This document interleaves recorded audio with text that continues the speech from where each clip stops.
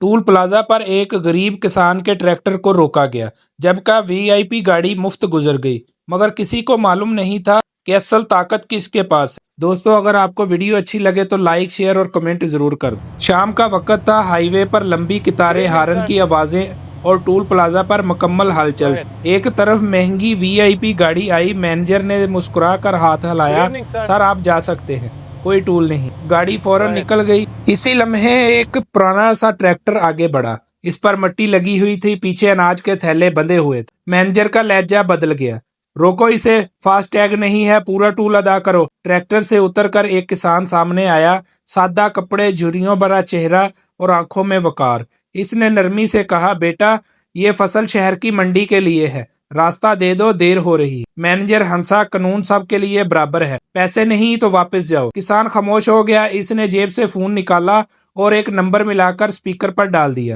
Project meeting confirm करो, highway financing file अभी खोलो। 10 मिनट बाद सरकारी गाड़ियां आई, कंपनी के सीनियर अफसरान नीचे उतरे। एक ने किसान को देखा और चौंक गया, सर आप यहाँ? ये तो पूरे हाईवे के फाइनेंसर हैं।